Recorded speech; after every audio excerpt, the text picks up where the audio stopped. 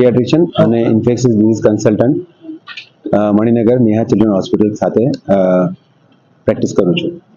આજે આ જે એચપીવી અવેરનેસનો પ્રોગ્રામ છે, મતલબ એચપીવી એટલે હ્યુમન પેપિલોમા વાયરસ. આ વાયરસ શું છે, એનાથી શું શું થઈ શકે છે, એનાથી બચવા માટે શું કરી શકીએ છીએ, અને આ ખરેખર આપણને કેટલો લાભ થઈ શકે છે, એના માટેની ચર્ચા કરવા માટે અને અવેરનેસ માટે. હવે એચપીવી એટલે હ્યુમન પેપિલોમા વાયરસ. આ વાયરસ એવો છે કે જે ઘણા બધા કેન્સર માટે કારણભૂત છે, જેવા કે સ્ત્રીઓમાં ગર્ભાશયના મુખનું કેન્સર, ગુદાનું કેન્સર અને ઘણા બધા ગળાના કેન્સર, ગળાના નેકના કેન્સર આ બધા થઈ શકે છે. એમાં મુખ્યત્વે ગર્ભાશય